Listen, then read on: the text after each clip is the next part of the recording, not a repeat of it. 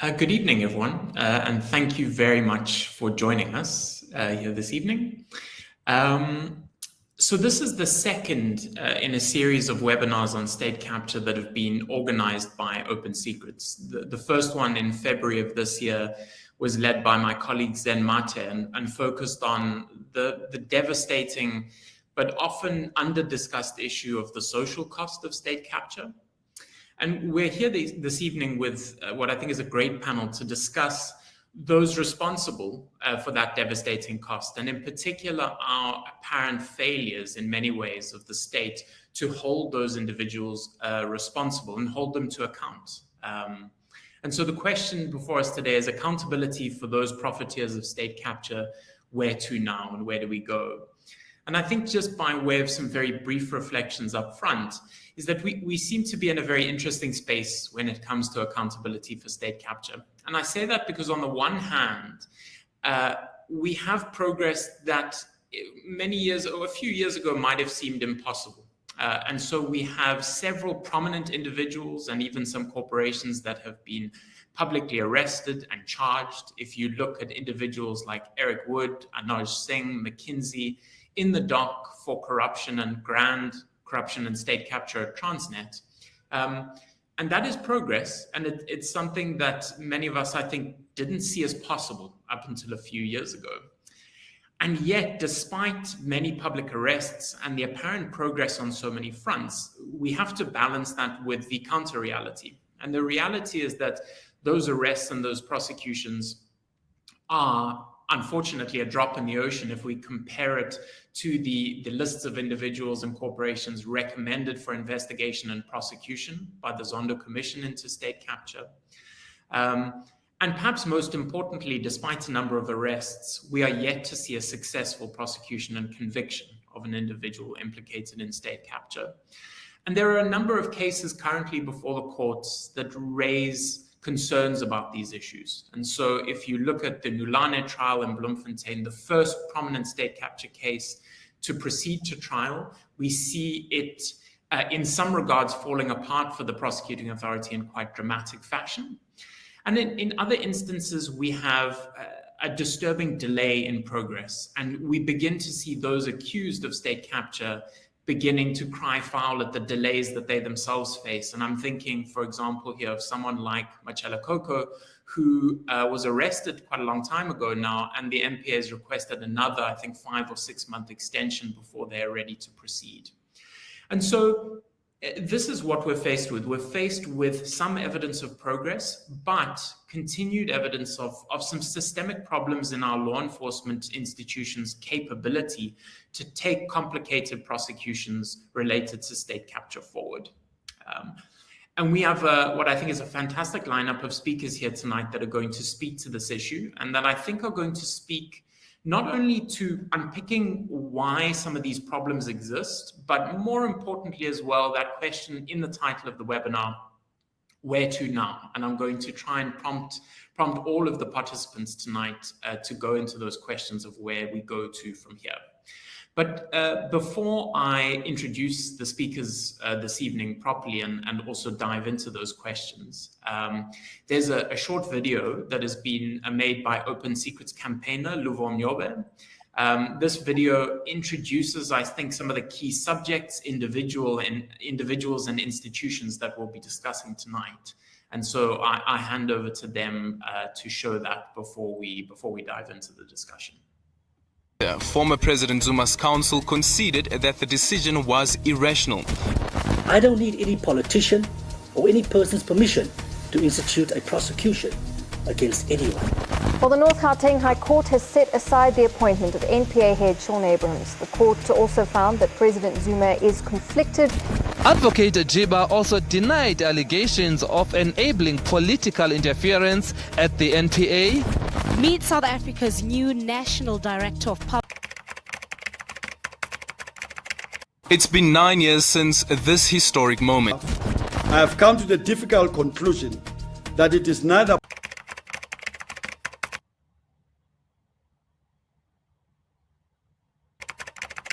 It's been 9 years since this historic moment. I have come to the difficult conclusion that it is neither possible nor desirable for the NPA to continue with the prosecution of Mr. Zuma. The NPA dropped the charges against then ANC President Jacob Zuma, paving the way for his ascension to the highest office in the land. But nearly a decade later, former President Zuma's counsel conceded that the decision was irrational. I don't need any politician or any person's permission to institute a prosecution against anyone. Well, the North Gauteng High Court has set aside the appointment of NPA head Shaun Abrahams. The court also found that President Zuma is conflicted. Advocate Jiba also denied allegations of enabling political interference at the NPA. Meet South Africa's new National Director of Public Prosecutions, Advocate Shamila Batoy. Batoy told the panelists that the NPA is a house on fire and that she's ready for the heavy task ahead. If we can ensure that the NPA has credibility and trust as far as the public is concerned, then I think we've come a long way. In other news, as you know, the Zondo Commission's made findings against many people for their involvement in state capture, but still, so far, very few people have been held accountable. In fact, very few people are yet to face criminal charges despite the findings against them. There's an increasing sense of frustration with the performance of the criminal justice system, and that can, to a very large part, be placed at the door of the National Prosecuting Authority. Tough road lies ahead for the National Prosecuting Authority. NPA boss Shamila Batoy says they're struggling with a skills shortage, including a shortfall of more than 600 prosecutors. Looking at the task ahead for the NPA and its resources and capacity, Muntingh says the number of prosecutors in the NPA has been on the decline, but he also says serious questions need to be asked about the competence of some prosecutors. Building these cases is not easy. They do take time. And failure is not an option. That said, there will be cases that we will lose. But what we've seen in the New Line trial is that there are prosecutors inside the NPA who seem to be unable to do the basics, to simply follow a procedure to safeguard evidence and to prove to court that the evidence is admissible. Is it possible to know why the NPA isn't prosecuting these cases? I mean, the evidence is there. So, I'm really pleased to say we're not where we want to be, but we're really far from where we started. And I'm really pleased with the progress we've made in terms of trying to rebuild this house. My first question will be to you. South Africans are tired of excuses. The message they are getting from the lack of prosecutions is that crime does pay. Days of impunity are no longer guaranteed. That it's not about if, but it's about when people will be held to account. We're much better equipped to bring cases more quickly to court now. Please don't lose trust in us.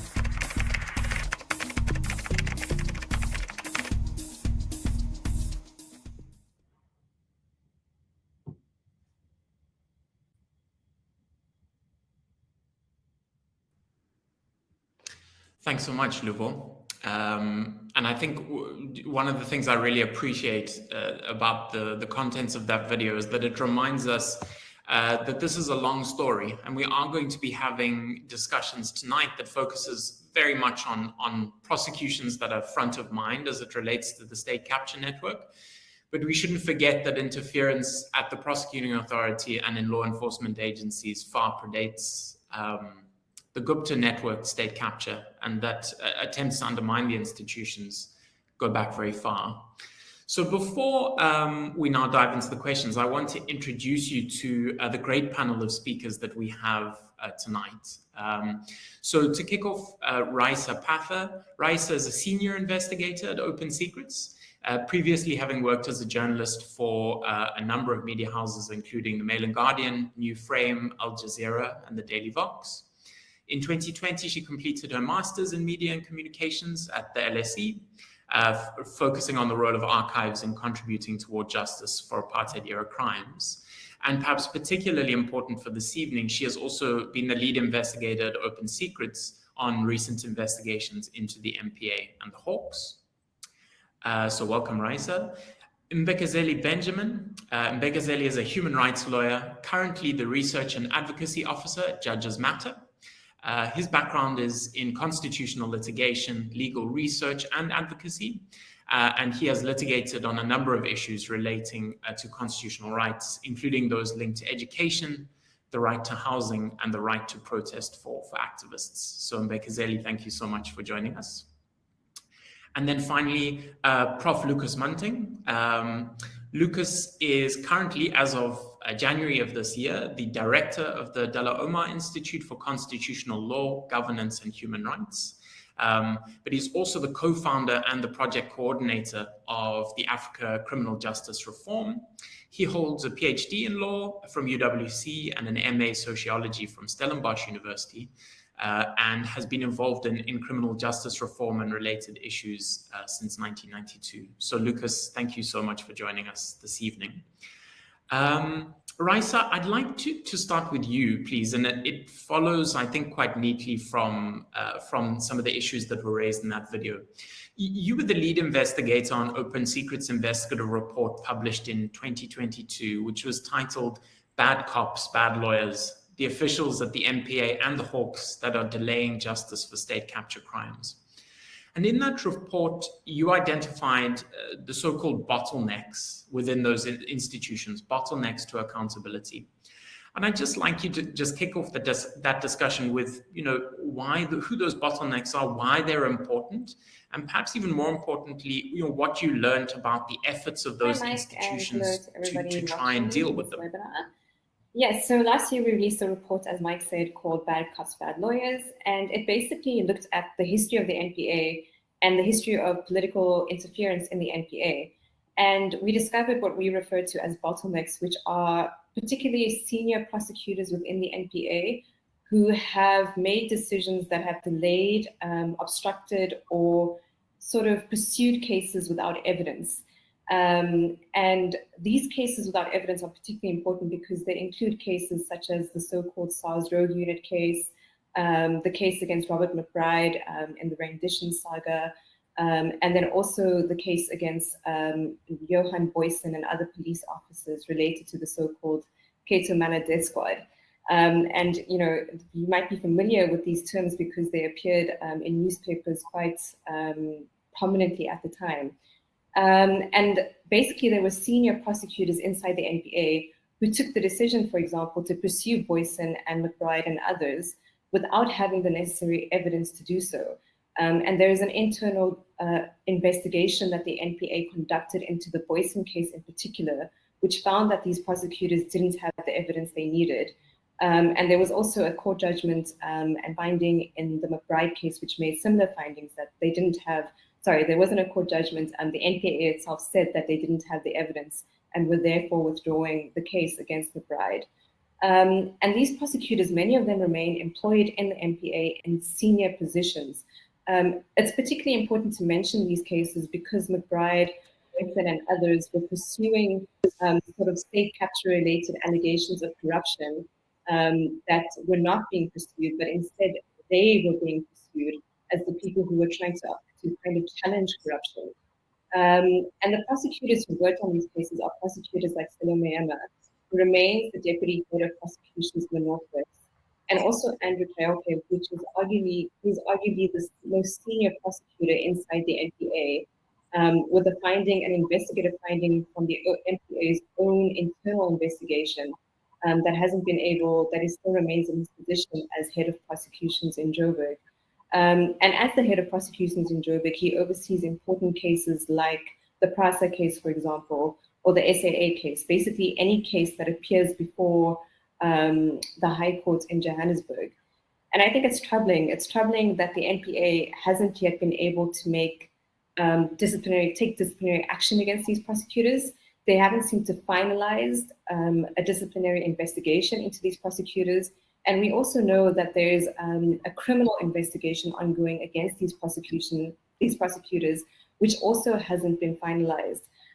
So just as we kind of see delays happening in court cases related to state capture matters, it also appears that on the inside, the NPA is unable to deal effectively, efficiently, and quickly with prosecutors inside its own halls, which haven't been competent or efficient in dealing with cases before then.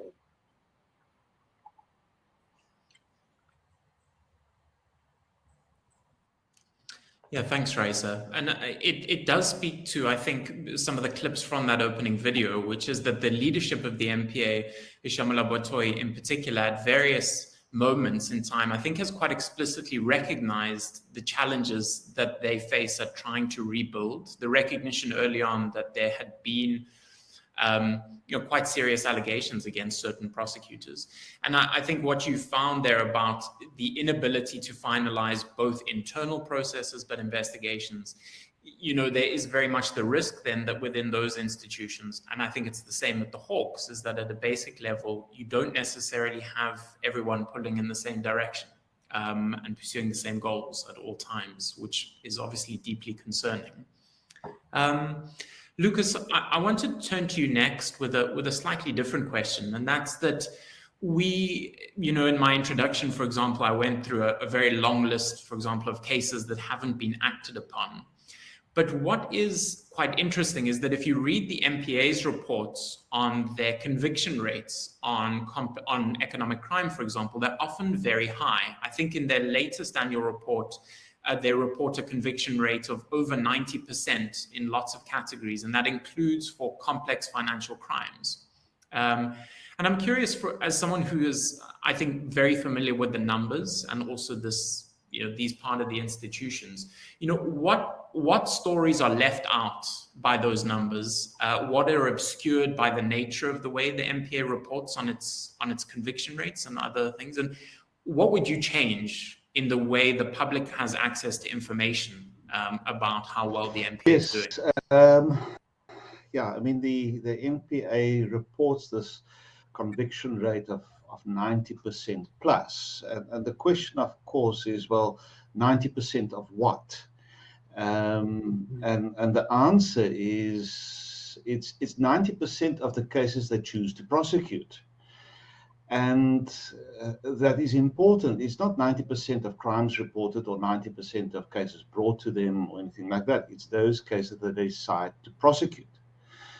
And so it is really cherry picking for success, because they really emphasize this high conviction rate because it makes the institution look good. It's natural. We will all do, if we were in a similar position, we'll probably do something similar. So let's be honest about it. But the other, as the law is written, it states that there must be a reasonable prospect for conviction. The question then becomes, so what is a reasonable prospect? Is it 51% or is it 93%? And one can argue that in various ways. I think it's also important to recognize that most of the data that we see on the performance of the National Prosecuting Authority is presented on a national level. And that is also important because it provides this overview picture, and yes, that is important to see that, but an overview picture can also hide a lot of things that happens at a subnational level or at a magisterial district level or in a particular division. And if we're talking about understanding the performance of the NPA, that is important information to look at because it relates ultimately to how we hold the institution accountable for its performance and so on. And part of the problem is that if we look at how the NPA is structured and how it functions, it's a highly centralized institution. There's a very direct line that runs from the divisions to the national office. And if we draw the comparison with the police, and one can argue this a little bit, but there is, at least constitutionally speaking, a relationship between provincial governments and the police. There's some monitoring relationship there, and some of my colleagues doubt the efficacy of that, but be that as it may. In the case of the National Prosecuting Authority, there is no relationship in law between provincial governments and the National Prosecuting Authority. So, and this comes back to the issue of how information is disaggregated. So if a provincial government says, well, we want to prioritize corruption in our metros, for example, or in the province, for example, how does that provincial government ensure that the National Prosecuting Authority actually prioritizes that and prosecutes those cases? There's no accountability relationship there. So the way in which the data is reported on hides a lot of things, but it leads us to this, to problematizing the way in which the Constitution was written. And that centralization is important. So if we're looking at the data and this conviction rate, and I've said it's a red herring, so what is it that we must look for? And what me and colleagues are looking at is to look at the overall system performance. You need to look at the total throughput. And that means from arrest. Who is arrested? For what are they arrested? Are we arresting people for loitering and for various things, small possession of small quantities of drugs? Or are we arresting people for offences that really pose a risk to public safety? And are those cases being pursued? Are they actively prosecuted? And so that is the type of system throughputs that we need to look at. And I know our conversation is about corruption, but we need to look at system performance and not looking at performance in silos, being the police, the prosecution service, the courts, and ultimately correctional services. The one figure that I do want to add, and I do want to add it with a sense of caution, is that there are some 125,000 cases that are annually resolved by the NPA through alternative dispute resolution mechanisms. So this is not a figure that we see in the conviction rate. These are cases resolved on top of the convictions. The problem with alternative dispute resolution is it's entirely unregulated. There is no central data bank where these cases are recorded. We don't know what they actually are. There's some guidance internally from the NPA side on what should be eligible cases, but we've come across cases that clearly fall outside those prescriptions. So data is important, and we need a lot of data, and we need disaggregated data in order to enhance accountability ultimately. Thank you. Thanks, Lukas. You've raised so many things there that I would like to kind of pick up on. I think we're going to come back to two in particular. The one is this issue of, who decides what cases to pursue and which are important. This is the one that you raise, and I think we at Open Secrets have been grappling with this. For example, with the NPA's 9 seminal cases as they link to state capture, and asking ourselves, who decides what is seminal, what's most important to pursue?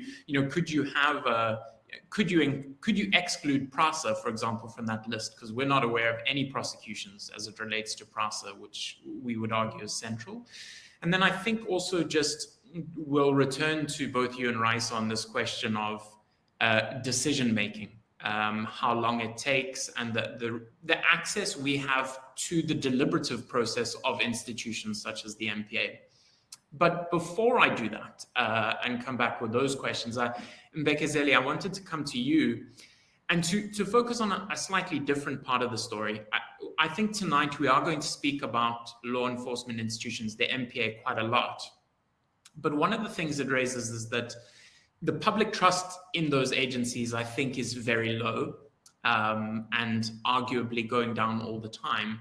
You work very closely on issues related to the broader issues of judges and the judiciary. And I'm interested in your take on whether you think there's an impact in terms of the trust. Is there a knock-on impact in lowered trust in the judiciary? Are there risks of that? And what do you think these institutions, either law enforcement or the judicial institutions, need to be doing to restore some of that public trust?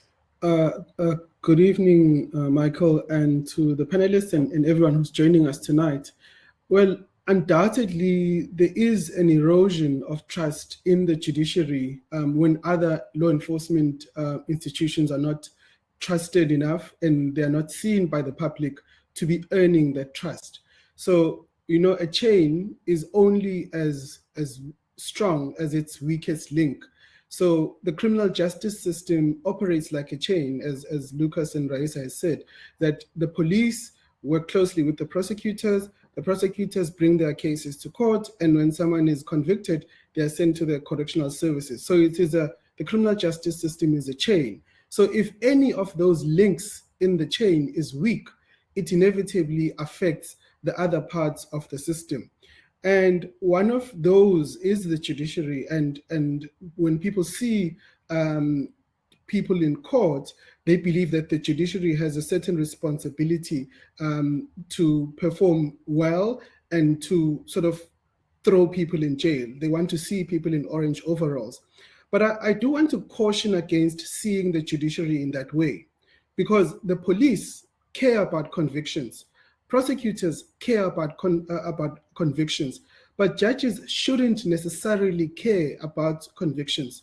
What judges should care about is that justice is done. So the trial is fair, the evidence that has been brought is enough to send someone to jail. And once there is that enough evidence, then someone must be sent to jail through a fitting sentence. So judges care about justice and fairness in the process. What that looks like is that sometimes some people will be convicted and sent to jail, but if the prosecutors don't bring enough evidence to court, then that justice may mean that someone will be acquitted and may be released. And when we see some people being released, I think it will be unfair to criticize judges for having followed their oath of office, which is to look at the fairness of the process. So I think that is a point that we often miss in our public discussion. And I think it is important to remind ourselves what these different parts of the criminal justice system do. And what we have seen from where we sit as Judges Matter is that our judges work really hard to earn the trust of the public. So a lot of the cases that involve fraud and corruption, and the ones that we've seen at least that are related to state capture, are usually allocated pretty senior judges. At some point, the New Lane case that was in Free State, that was presided over by the judge president of that court. And so that tells you that they take it quite seriously. And there've been some efforts to expedite some of those cases. So they've been given special allocations on the roll to make sure that they move swiftly. But the pace of those cases is only determined by the lawyers, which is the prosecutors and the defense lawyers. So that is the role of the judiciary. And we must, yes, hold it accountable, but also we must be aware what are its limitations and what it should be looking at, which is different from what the police and the prosecutors are looking at. Yeah, it's such a helpful reminder. And I think it does resonate in the sense that we often see judges that are frustrated with the prosecuting authority arriving, for example, and not being ready again. And we see that. I think that the point you make about that, the responsibility of the judiciary is really important. And what's also interesting is how that then has a knock-on effect on the public discourse about the evidence as it relates to corruption. And the New Lane trial is maybe a very good example of that, where a judge is left really with little choice but to start excluding evidence on the basis of the prosecutors or the police not presenting enough to argue for its admissibility. And of course, those implicated in state capture will take that opportunity to argue that there was no evidence, for example. And yet in that instance, as you say, that is a judge fulfilling its judicial responsibility and its oath to office.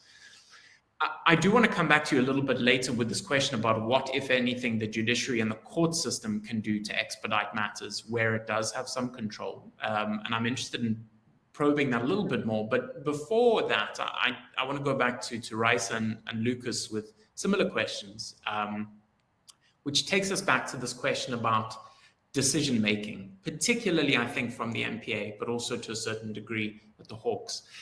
Rice, if I could start with you. In that Bad Cops, Bad Lawyers report, I think there's a line in there that you write that says, the NPA has changed from making dodgy prosecutorial decisions during the state capture years to making very few, if any, decisions. And I'd just like you to go into that change, that distinction that you've made there, and also, what are the consequences, I guess, for accountability of that failure very often to make a final decision? Yeah, I think during the capture years under Jacob Zuma, the NPA was doing a lot. Like I said, they were pursuing Boyson, they were going after McBride, they were doing the drug unit case, and it appears now that very little is actually happening in comparison to the decisions that were taken in those years. And those were bad decisions. Those cases couldn't go ahead. They had to be withdrawn over a lack of evidence. And the NPA faced very harsh criticism for taking on those cases. But now we're in an era where the NPA would be applauded for taking on cases, particularly the state capture cases that are waiting for it. The Zondo Commission, one of the greatest things to come out of the commission is that it made very strong recommendations for law enforcement agencies to act on the findings of the commission. And the evidence that came out of the commission, a lot of it wasn't new. It's been in the public domain for many years. And as we saw, as you and Mbekezeli and you talked about, Mike, the Nulain trial showed that the NPA failed to get the Gupta leaks admitted into court. And these were very basic processes that were required. It just required verifying handwriting, verifying signatures, making sure that the copies match the original, and they couldn't seem to do this. And it came as a shock because it speaks a lot to the competence of the NPA that we have before us now. So I think in terms of accountability, the failure of the NPA to bring more cases to court and to act on them effectively, and I think that's the thing in particular, because we see the NPA, for example, making arrests in the Transnet case. We see Koko was arrested, all these big names, the Guptas are facing extradition. And unfortunately, we saw today the Justice Ministry said, there's this extradition, but really there's no update on the extradition. We're just waiting for Dubai to get back to us, which frankly isn't a good enough explanation. And all of these little things, they add up into failures of accountability, because if the NPA can't get evidence admitted on a basic level, if they can't properly tell us about the extradition of the Gupta brothers, and if they're bringing Koko to court, arresting him, and then saying, actually, we need another 5 months, which is what they did. And then recently they said, we need another 5 months. I mean, in essence, Koko is right to say that he's baffled, that he hasn't, these delays are unfair to the people who are accused and who've been arrested. And that shouldn't be the case. The NPA, if they're going to arrest people, they should be able to take on these cases without asking for these delays. And in delaying the cases before then, they're delaying accountability. And we need to change that.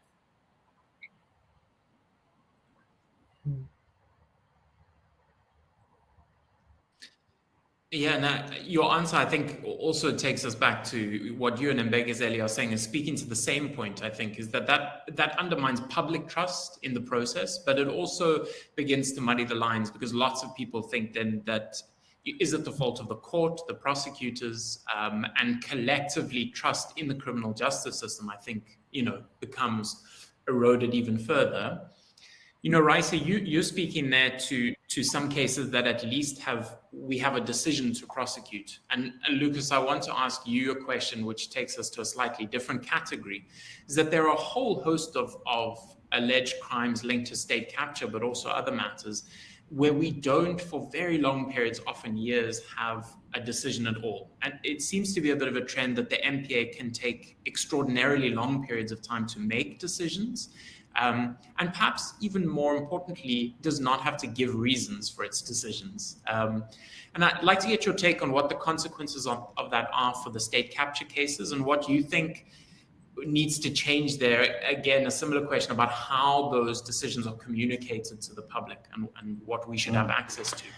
Yeah, I think some people who've been around for long enough may recall that there was generally a sense of urgency in the administration of justice.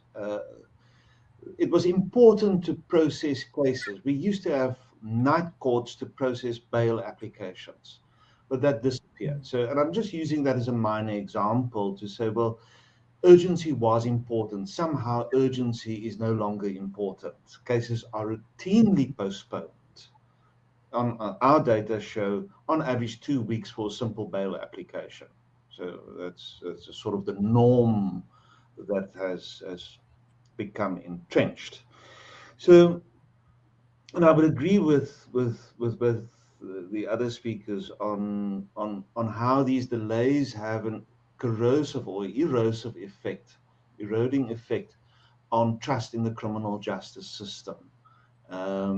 Where cases are delayed and postponed, and there are interlocutory applications, and one is then left with almost an ethical question. So, but surely the presiding officers can be more decisive on this.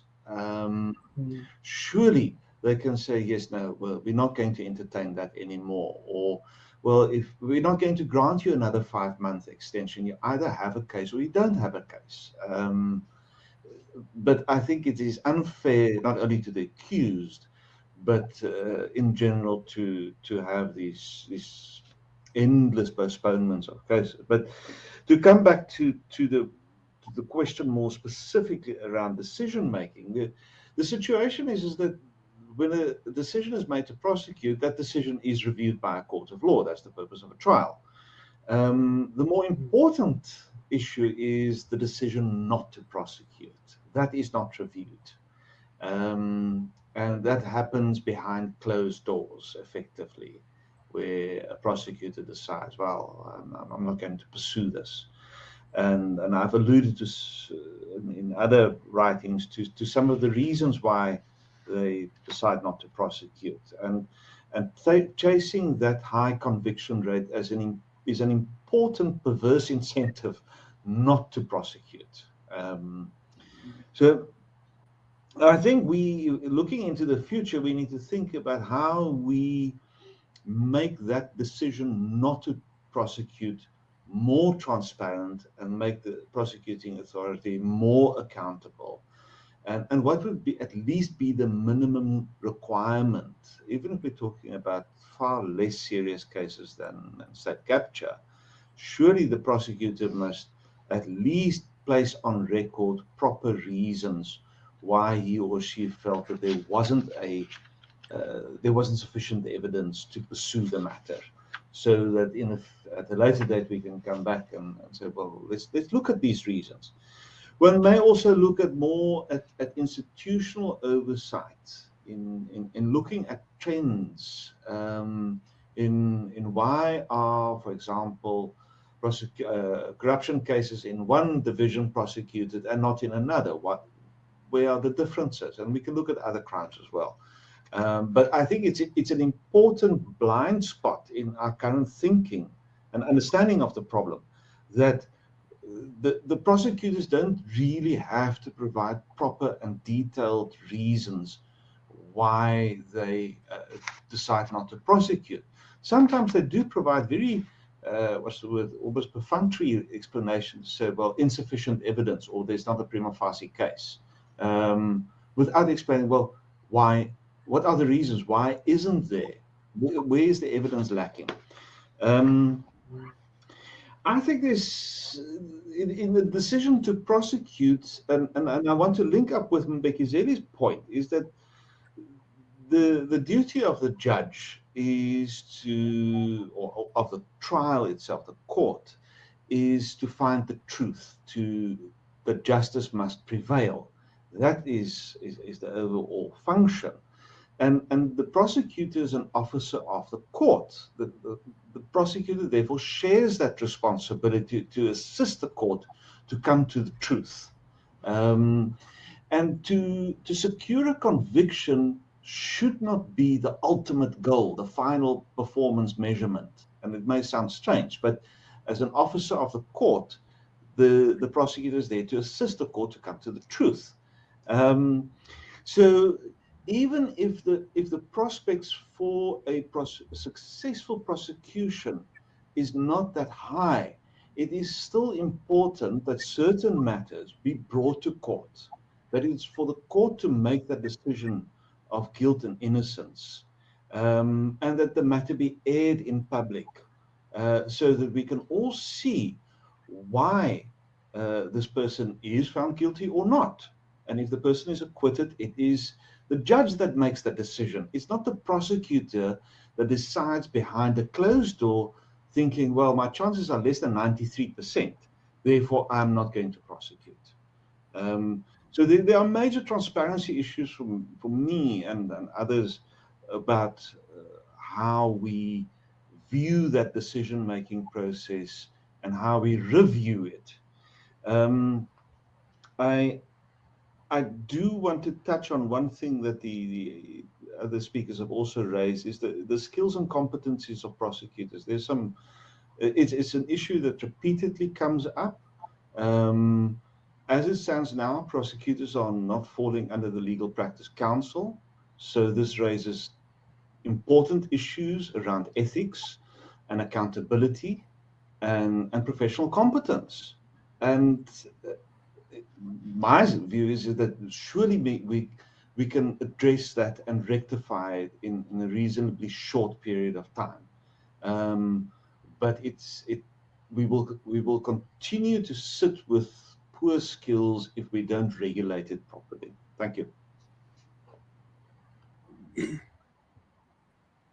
Thanks, Lukas. I think, again, there's a couple of different points there which really help move the discussion along. I think that the point you make is quite profound around linking public trust with the ability of the public to engage the decision-making process, and how helpful that is for the public to think about consistency across decision-making, across different parts of law enforcement, about when and when not to pursue prosecutions, particularly given how much public trust, I think, is eroded by perceptions of certain cases being pursued and others not. And I think, as you say, the decision-making process just being a bit more transparent would be, I think, massively helpful in that regard. I do want to make time at the end, and I definitely will be putting some questions to you from the chat. But before that, I want to move to just shift the discussion slightly. I think the three of you have really helpfully laid out some of the systemic problems within the criminal justice system at different sites of it. Now, there are a range of solutions that have been put forward, both by Department of Justice and others, and I'd like to put as kind of these different solutions or to the problem to you and get your reflections. And in Mbekezeli, I'd like to start with you.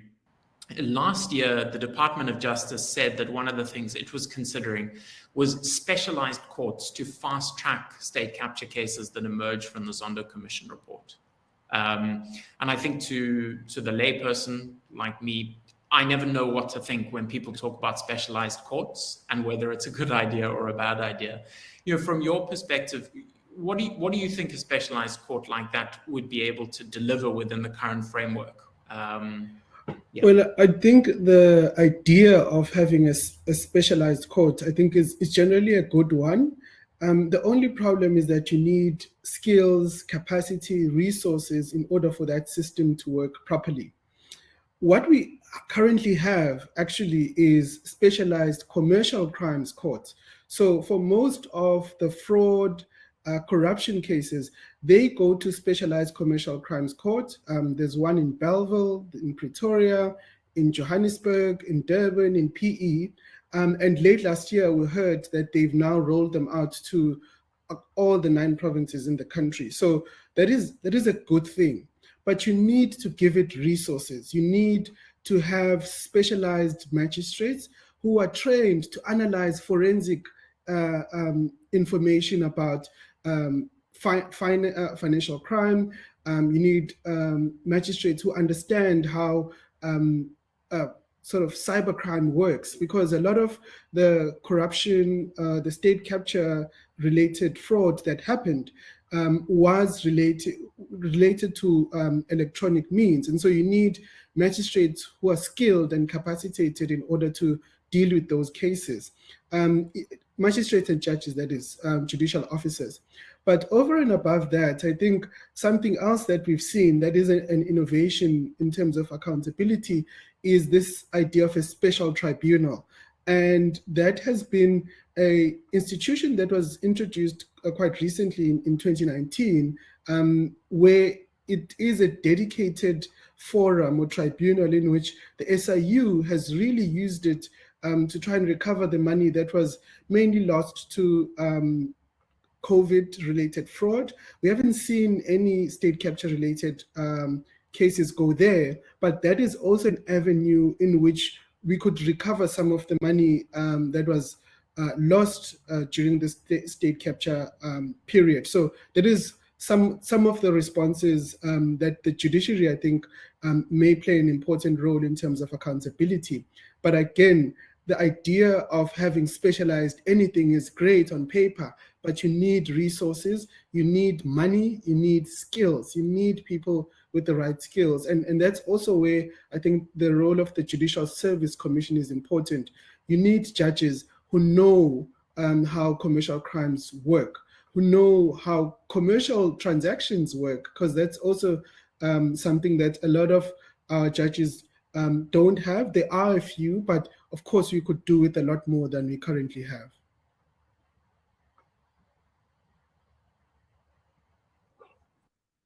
Thanks so much, Mbekezeli. Yeah, I mean, just thinking through particularly some of the more prominent state capture cases, you are talking about complicated commercial transactions, global money laundering schemes using a range of complicated financial entities.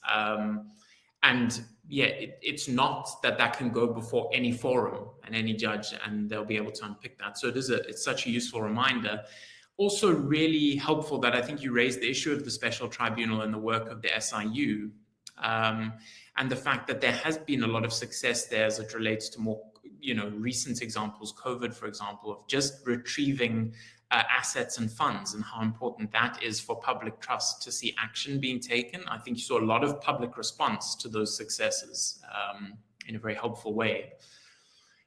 Raisa, moving to you in terms of the solutions proffered, one of them coming from the National Prosecuting Authority is this idea of formalizing deferred prosecution agreements, particularly as it relates to large corporations linked to state capture. What's your take on that? It's something that's been punted both by the MPA and other. Yeah, so I think Professor Muntingh actually made a few really good points about this. So around the world, they're known as DPAs, deferred prosecution agreements. In South Africa, when the NPA was starting to talk about it, became known as these alternative dispute resolution processes. And I think Professor Muntingh pretty much raised a lot of the things that I would raise, which is the fact that they lack transparency. So often we don't actually know what the agreement is, and we don't know the extent of the fine that was paid, because often when it is big corporations that enter into these out-of-court agreements, they're made to pay fines. And what we know so far is that the fines are quite small in comparison to their bottom lines. So a company like McKinsey or Bain might incur a fine, but it doesn't really affect the profits. And often they are also tax deductible, which means that these guys get a tax sort of rebate from it. I don't know exactly in South Africa if that tax deductible aspect is still in effect, but certainly it lacks transparency. It lacks, as Professor Muntingh said, oversight. And I think the Zondo Commission, when it said that there should be DPAs in South Africa, recommended that there needs to be judicial oversight of that process. My opinion is that we shouldn't prioritize out-of-court settlements, especially for large corporations. I think what we need as a starting point is potentially plea agreements. There needs to be an admission of guilt or a not guilty plea, because alternative dispute resolutions, often the offender doesn't have to say that they're guilty. They don't have to make that admission and apologize and show remorse. So I think plea agreements are a lot more effective for that, and they're also a lot more transparent. And then the biggest priority would, of course, be to convict these guys, prosecute them, put them before a judge, and see if you can get a conviction, because we don't see the McKinseys and the Bains in court often enough. Finally, I think the biggest problem with alternative dispute resolutions is that they're not new. They've been quite prominent in the US and in the UK.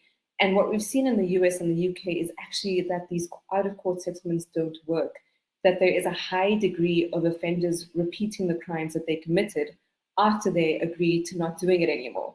I think the key example I would use in this instance is the bank HSBC. So HSBC in 2012 came to an out-of-court agreement with the US Department of Justice. They paid a fine. And this was in relation to cartel activities in Mexico and laundering Mexican cartel funds. And then later what happened, I think many of us in South Africa will know, is that HSBC laundered funds for the Gupta empire from South Africa to Hong Kong. And even before that, they faced at least 2 other fines because they weren't implementing anti-money laundering protocols, they weren't monitoring effectively, and they weren't able to identify complex financial crimes using their banking system. So they were fined twice in the UK for those offenses.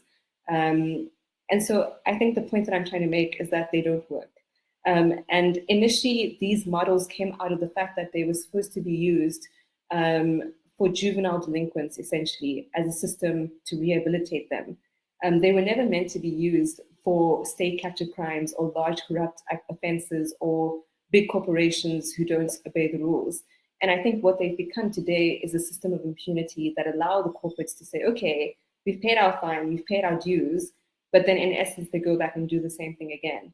And I think the transparency aspect is probably the most important thing. So I think that we should prioritize prosecutions, we should prioritize convictions and plea agreements. If we are to use alternative dispute resolutions, they must be transparent. We need to know what these agreements are. They should be made publicly available, and there must be judicial oversight so that if there is an issue with these agreements, they can be challenged. And also, if there is impunity, if people continue to repeat offenses, they can be held accountable for that as well. I think the main issue would be the fines. You know, if there's a fine that is too low, people should be able to challenge that and say, hey, it's not going to make a difference. They're still milking it. So I think, yeah, that pretty much sums up my views on alternative dispute resolutions.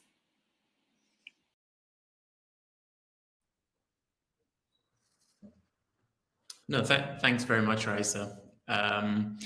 So I'm conscious of time, and I want to move us forward. So I've myself have been carried away with the conversation, which I'm finding very interesting. So there are a few questions that I want to put to you, but just before that, there's a final question for Lukas and Mbekezeli.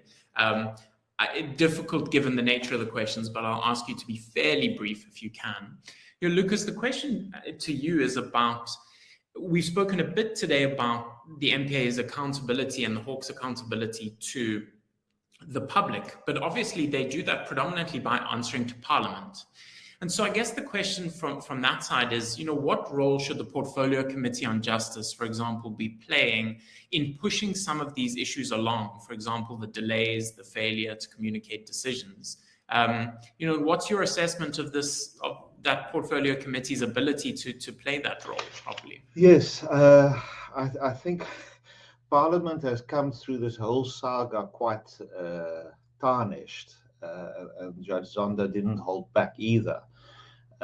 So there is an opportunity for Parliament to reinvent itself and regain the trust of the public. So I think it's important that not only the Portfolio Committee, but Parliament in general takes a constitutional perspective on the situation and really ask a difficult question. So where did shortcomings in the Constitution enable state capture?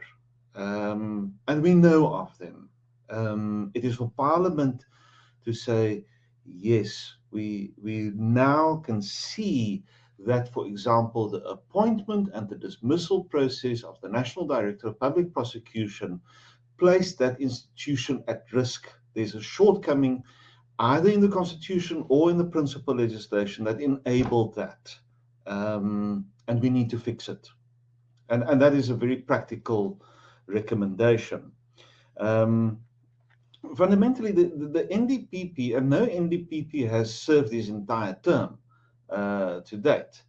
And the fundamental issue is does this person who can take very unpopular decisions, do they have security of tenure?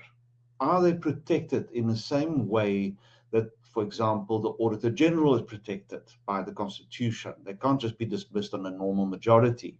They need a 2/3 majority, similar to the public protector.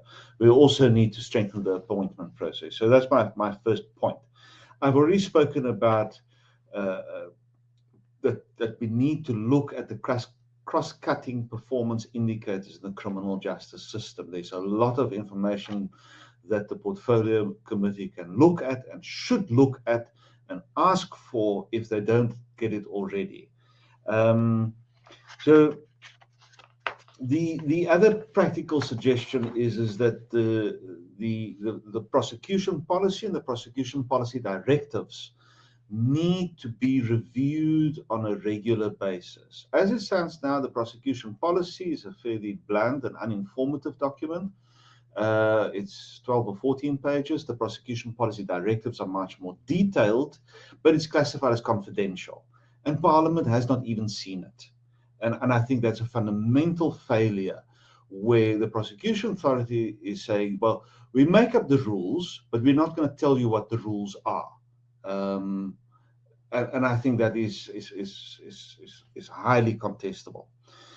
The recommendations from the Zondo Commission to the prosecuting authority to prosecute certain people is something that Parliament can easily monitor. It's in the public domain. Those recommendations are very clear. They are recorded. It's something that Parliament can ask the NPA on an biannual basis and say, well, please come and tell us how far these investigations are. That is a fundamental requirement in my view. The next question is, of course, well, so can Parliament do all this? And the situation is regrettable in the sense that the Portfolio Committee on Justice is 15 individuals.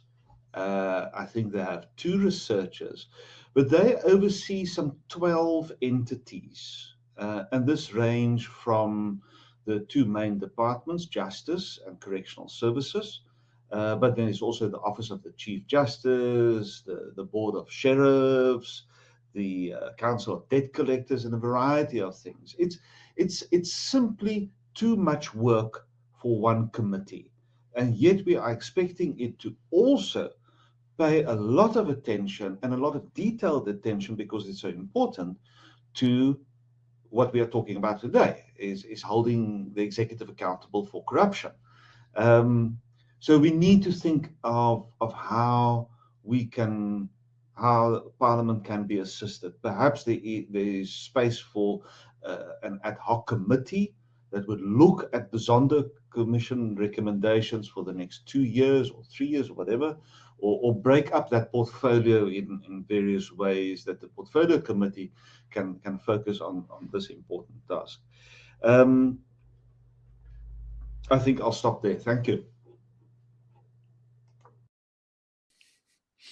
Thanks so much, Lukas. I mean, I think that point about the sheer weight of what they need to deal with, I think, is driven home very powerfully. It's really important. And I mean, in the current news cycle, I think just the idea of having to grapple with things that are happening at correctional services while also grappling with all of these other things, that hits home powerfully. For everyone who's joined us tonight, I'm going to ask that you indulge us just a little bit. I think the conversation has been great, and so we will likely go about 10 minutes late, and we're going to get to some of your questions now. But just before I pose those to the group, Mbekezeli, last question from me to you, one I'm looking forward to getting your take on, is that a word used in the public domain very often with regard to what litigants do is this idea of a Stalingrad strategy. And the allegation has been that someone like former President Jacob Zuma has engaged a Stalingrad strategy to endlessly delay, just use any possible process available to them to draw on litigation for years. How do we address that issue, and who's responsible for doing so? Is it the legal practitioners? Is it the courts? How do we get around that? Well, the short answer is both. We need the legal profession as a community to sit down and think about the ethics of some of the tactics that are used to delay prosecutions, to delay cases in general. Those kinds of tactics. So we need a new ethical rule book for the legal profession, and which speaks to some of those. But at the same time, we need the regulator, the Legal Practice Council, to take seriously its responsibility to uphold the morals and ethics of the legal profession. Some of the tactics that are used in court are really frivolous, and anyone can see quite transparently that they are not really taken to protect the rights or interests of a particular party, but are simply there to cause a delay. And those kinds of tactics, once they are outlawed by the ethical rules, the regulator must take very seriously its role to regulate that kind of conduct and hold legal practitioners accountable for that. So there's a role for the legal profession. But also, we must understand that some of these tactics are done because the clients demand them, right? Raisa spoke earlier about how the companies that are involved in state capture are big multinational companies. They have the pockets, deep pockets, to hire the very best lawyers, the very best legal teams, who sometimes bring out those kinds of defenses. And so they are invested in never seeing the process through. So there's also a realization that not all of our issues, or not all of the accountability will come from the courts. So we also need to think quite creatively about what accountability looks like. Not all of it will look like a prosecution. It won't look like a conviction, but maybe we can build in creative means in order to ensure accountability. And then on the part of the courts and the judiciary, so judges sit in a very interesting space where on the one side, they must see that the case or the trial proceeds as quickly as possible in terms of the rules and the law. But on the other side, they have to protect the rights of the people that appear before them. So, for example, if the NPA is not ready and it doesn't have evidence against someone, the judge can insist that the case proceeds. And the rights of the fair trial, the fair trial rights of the accused might ultimately mean that the person will be acquitted based on insufficient evidence that is brought by the NPA. And at the same time, the judge must pay attention to the cries of the lawyers who are saying, look, my client's rights are at stake here. If you proceed on this case, you will be violating the fair trial rights. And the judge cannot simply close their ears to that. They must listen to it and take it quite seriously and try to protect the rights of the accused persons that come before them. So they sit in that tricky position. But at the same time, we should be demanding that judges be a little bit more assertive in a way that does protect rights, but that holds the line when the legal practitioners bring up some of these antics.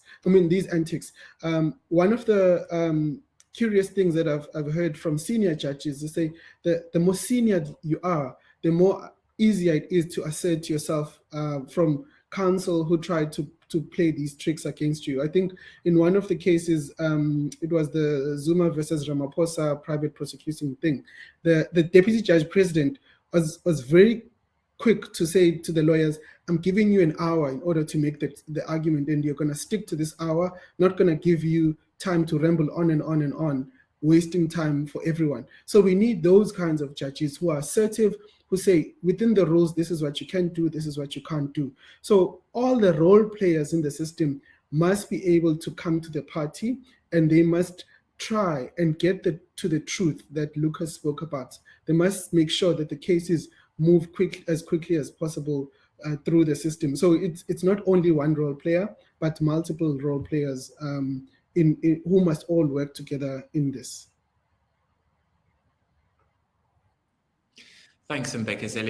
It's such a useful answer. And I'm also really glad that you did, amongst many things you discussed there, the role of the LPC and the role of professional bodies more broadly in tackling state capture and the entire ecosystem of getting professionals to act in that way. I think it's a really helpful point. So we are very, very pushed for time, but I just wanted to put one or two questions from the chat to the group, and I'm very happy for any one of you to, or more, to kind of give your thoughts on this. The first point, which is raised by Ezekiel from Helen Suzman Foundation, I think is really helpful, which is, how do the MPA and other law enforcement agencies act against those implicated in state capture when they see the president promoting and retaining people in his executive team who are named and implicated in the Zondo Commission report? Now, we know the law enforcement agencies, obviously, as you've said, are independent, but it surely makes it incredibly difficult for them to act in that kind of atmosphere. Lukas, I know, for example, you've raised the point about security of tenure and issues like that. But I mean, I'm curious from any of you what you think it's like for prosecutors and police to act in that kind of context. Lukas, can I start with you? I'll try my best. Part of the problem is firstly that the MPA, even though in law it says, the Constitution says it must be independent, it must act without fear, favor, or prejudice, and this sounds very admirable. But if we then look at the nuts and bolts, we see firstly that the National Prosecuting Authority is a program within the Department of Justice. It's not an independent vote. Now, so the implication is that financially and administratively, it is part of the Department of Justice, and it would be safe to assume that they may experience formal and informal pressure. It also has the implication that there is a loyalty to the DG of Justice, and one can speculate about how this plays out, but it would be safe to assume it. So if one is to say, well, okay, yes, the question is valid, so what must they do? Well, what do you expect them to do if they are so part of another government department where they can be easily influenced? If the situation was different, where they received their own budget vote, where they account to Parliament for how they spend their budget, and account to Parliament for who they prosecute or not, I think that would be a very different situation where security of tenure is guaranteed. So we must ask the question, so what is it that we are expecting from the NPA in its current functional and structural arrangements? And then we perhaps shouldn't be so surprised that things are playing out the way they are playing out.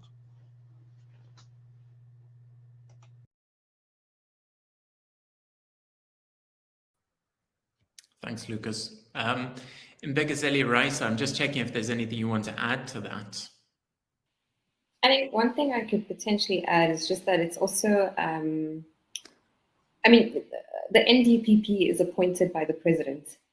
And I think we're in a situation currently where the NPA is not acting the best that it could be. It's not performing to the highest it could be. And our president hasn't yet called in the NDPP to say, hey, what's happening? What happened at Malane, and why haven't you explained this to the public? And I think it's similar with the Hawks, with Mr. Godfrey Labia, the head of the Hawks. The president hasn't exactly called in Mr. Labia to say, what's happening? Why aren't the Hawks acting on PRISA, for example, when there's all this evidence available?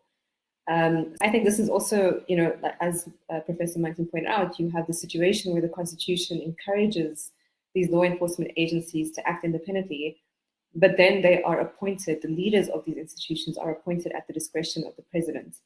And it just shows that systemically something needs to change to ensure that these agencies are more independent, because just that direct link in itself could create a conflict.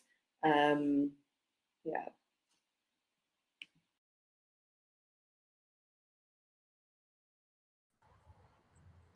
Thanks, Raisa. Mbekezeli, I saw you want to come in. I'm going to, while you do that, I'm just going to throw another question your way, if you want to add to it, which is this question from Henriette, which I think is quite important because it is a reality right now, about the different types of funding that can go towards prosecution. So we know, for example, that the NPA is now accepting private funding, although it is still finalizing its policy in that regard. And obviously, there's a reality of needing those resources versus concerns around conflict of interest. So curious to get your take on that. Well, look, as a general point, I'm not really convinced that private resources should displace the role of government. There is issue of conflict of interest, which is quite glaring, right? If Steinhoff was to donate billion rand to the NPA, we would be suspicious on how quickly the NPA would act against that company. So there is that risk, a reputational risk to the NPA.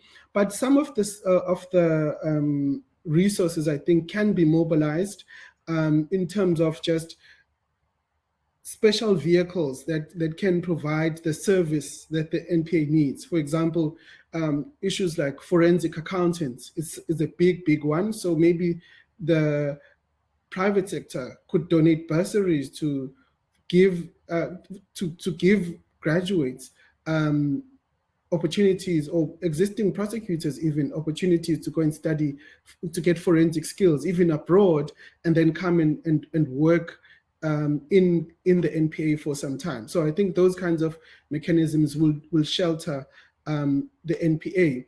There's also been suggestions of the private sector assisting the courts, for example, in giving them capacity to have electronic electronic court record management systems.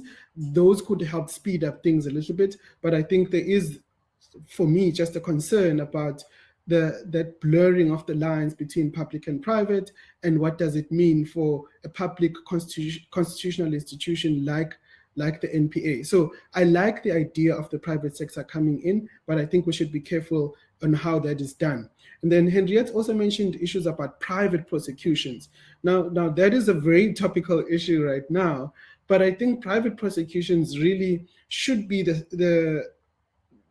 perhaps the last resort in the face of really the kind of corruption that we're facing in this country. There is a risk, right, of public prosecutions being a little bit out of control, in the sense that people run the risk of going against their enemies, right? If I can hire a prosecutor against my competitor, even though it's sort of at arm's length, then it benefits me in some way. So there is that kind of risk. So the real prosecuting power and the prosecuting authority in the country, I think, should really remain with the NPA. The main thing is just for us to put pressure on them to act independently, to be more transparent, and to follow through on their responsibility, and not necessarily outsource the responsibility as yet. Thanks, Mbekezeli. I think that point you make around the potential abuse of private prosecutions, as you've said, hugely topical and playing out, I think, right now. And it also takes us back to those questions we had earlier about the responsibility both of legal professionals, but also justices to address those issues and what it means for public trust. I would love to continue going. It's been such a fascinating conversation, and a huge thank you to Mbekezeli, Lukas, and Raisa for answering. But I think we're already 15 minutes over time. So thank you so much for the incredible engagement from the audience in the chat, to the speakers for their insights. I think it's been a really insightful discussion for me. I hope that everyone has enjoyed it. And also just a final big thank you to the campaigns team at Open Secrets, Mamelo, Zuhair, and Luvo behind the scenes, who have been making sure that this ran as smoothly as it did. And then just as a final word from us, as we continue to do this important work, those of you who are able to support Open Secrets, I mean, we rely as well on members of the public to support our work. And I know that campaign team has just put up that link. So if you can, please click through there. But yes, very many thanks again. And to reiterate a thank to Raisa, Lukas, and Mbekezeli. Thank you so much for your time this evening. And everyone have a great evening. Thank you very much. Good night, everybody. Thank you. Good night, everybody.